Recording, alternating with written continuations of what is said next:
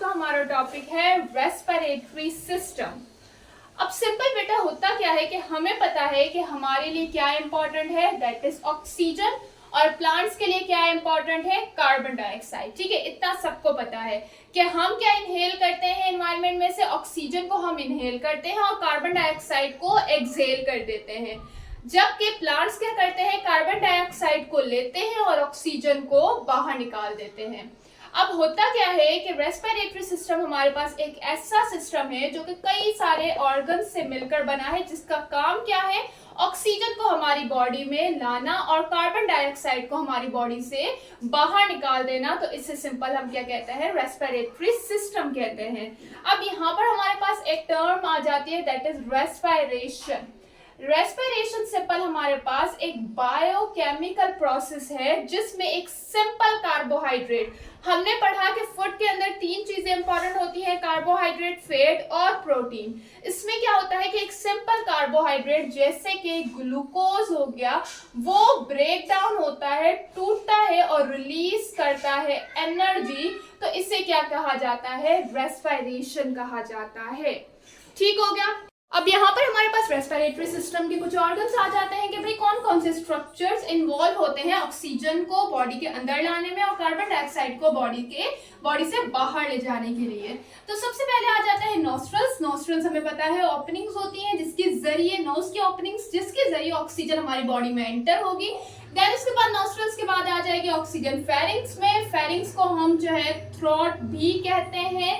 ठीक है, देन उसके बाद फेरिंग्स के बाद आ जाएगी ऑक्सीजन लैरिंग्स में, जिसे साउंड बॉक्स भी कहा जाता है। जो हमारी आवाज निकल रही है वो उसी की वजह से निकल रही है। देन लैरिंग्स के बाद ऑक्सीजन आ जाएगी ट्रेकिया में, जिसे विंड पाइप भी कहा जाता है। देन ट्रेकिया के बाद ब्रोंकाई में, ब्रोंकाई के बाद लंग्स में। अब लंग्स का स्ट्रक्चर हमने पढ़ा था कि ये जो ब्रोंकाई होती है वो छोटे छोटे ब्रोंक्यूल्स में कन्वर्ट हो जाती है और फिर उन ब्रोंक्यूल्स के एंड में क्या मौजूद होते हैं, छोटे छोटे एल्विलाई मौजूद होते हैं, जहां पर बेसिकली गैसियस एक्सचेंज होती है। एल्विलाई सराउंडेड होता है कैपिलरीज से। तो क्या होता है कि भाई ऑक्सीजन एल्विलाई से डिफ्यूज होके कैपिलरीज में चला जाता है और फिर जो है ब्लड में ट्रांसपोर्ट हो जाता है, जो कि सर्कुलेटरी सिस्टम का काम है। और फिर उन कैपिलरीज से जो है वो कार्बन डाइऑक्साइड उन एल्विलाई में आ जाता है, जिसकी वजह से फिर क्या होता है, लंग से कार्बन डाइऑक्साइड ब्रोंकाई में आता है, ब्रोंकाई से ट्रेकिया में, फिर लैरिंग्स में, फिर फेरिंग्स में, फिर नॉस्ट्रल्स के जरिए जो है वो बाहर निकल जाता है। उसके अलावा कुछ और स्ट्रक्चर्स आ जाते हैं जैसे कि डायफ्राम हो गया। ये डोम शेप मसल है जो कि सेपरेट करता है चेस्ट कैविटी को एब्डोमिनल कैविटी से, और ये किस तरह से ब्रीथिंग में इन्वॉल्व है वो हम आगे देखते हैं। देन रिब केज, जिसे हम पसलियां कहते हैं, ये प्रोटेक्ट करता है हमारे लंग्स को। और हमारे लंग्स कहाँ पर मौजूद होते हैं, चेस्ट कैविटी या फिर इसे थोरेसिस कैविटी भी कहा जाता है। अब सिंपल हम आ जाते हैं प्रोसेस की तरफ कि किस तरह से गैसेस एक्सचेंज होती हैं। सबसे पहले आ जाता है ब्रेथिंग। ठीक है, इनको हमने दो हिस्सों में डिवाइड किया है। सबसे पहले है ब्रेथिंग, को समझते हैं क्या है, जिसे हम सांस लेना कहते हैं। अब इसमें सिंपल क्या होता है कि इसमें कार्बन डाइऑक्साइड हमारी बॉडी से बाहर जाता है और ऑक्सीजन हमारी बॉडी में एंटर होता है, उसे क्या कहा जाता है, ब्रेथिंग कहा जाता है। अब ये होता किस तरह से, इसमें दो प्रोसेस इन्वॉल्व होते हैं। एक को कहा जाता है इनहेलेशन और दूसरे को कहा जाता है एक्सहेलेशन। इनहेल करना और एक्सहेल करना। इनहेलेशन में क्या होता है कि भाई सिंपल ऑक्सीजन हमारी बॉडी में एंटर हुआ, जितने भी हमने ऑर्गन्स देखे उनकी मदद से हमारी बॉडी में ऑक्सीजन एंटर हुआ। जैसे ही ऑक्सीजन एंटर होगा तो यहाँ पर हमारे तीन स्ट्रक्चर्स इन्वॉल्व होते हैं जो कि हमने एंड में पढ़े थे। सबसे पहले डायफ्राम। डायफ्राम यहाँ पर क्या होता है, फ्लैटन होता है, फ्लैटन हो जाता है, मींस कि कॉन्ट्रैक्ट होता है, नीचे की तरफ आ जाता है। और रिब केज हमारी ऊपर की तरफ और बाहर की तरफ जो है वो निकल आती है, जिसकी वजह से चेस्ट कैविटी का वॉल्यूम बढ़ जाता है, लंग्स का वॉल्यूम बढ़ जाता है और ऑक्सीजन हमारी बॉडी में एंटर होता है।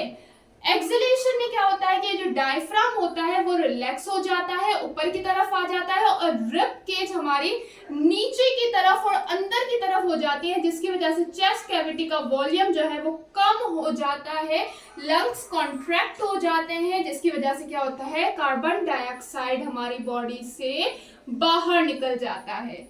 ठीक हो गया। तो ये इनहेल और एक्सेल को सिंपल हम क्या कहते हैं, ब्रेथिंग कहते हैं। ये आपने इनका फंक्शन याद रखना है कि इनहेलेशन में डायफ्राम क्या होता है, कॉन्ट्रैक्ट होता है, और एक्सहेलेशन में डायफ्राम क्या होता है, रिलैक्स होता है। इसमें चेस्ट कैविटी का वॉल्यूम बढ़ जाता है और इसमें चेस्ट कैविटी का वॉल्यूम कम हो जाता है। अब सिंपल यहाँ पर हमारे पास दूसरा प्रोसेस है जिसे हम कहते हैं गैसियस एक्सचेंज। गैसियस एक्सचेंज में सिंपल होता क्या है भाई, कि हमने देख लिया कि ऑक्सीजन हमारी बॉडी में आ गया और कार्बन डाइऑक्साइड हमारी बॉडी से बाहर निकल गया। अब इसमें बेसिकली क्या हो रहा है कि जो एल्विलाई से ब्लड कैपिलरीज में ऑक्सीजन डिफ्यूज हो रहा है और ब्लड कैपिलरीज से कार्बन डाइऑक्साइड जो एल्विलाई में डिफ्यूज हो रहा है उससे क्या कहा जाता है, गैसियस एक्सचेंज कहा जाता है। और फिर क्या होता है, ब्रेथिंग का प्रोसेस होता है। तो इस तरह से जो है वो कंप्लीट हमारा सांस लेने का अमल चलता है। अक्सर बच्चे ब्रेथिंग और गैसियस एक्सचेंज को मिक्स कर देते हैं। ब्रेथिंग मींस इनहेल और एक्सहेल करना गैसेस को, और एल्विलाई और ब्लड कैपिलरीज के बीच में जो डिफ्यूजन है इन दोनों गैसेस की, उसे क्या कहा जाता है, गैसियस एक्सचेंज कहा जाता है।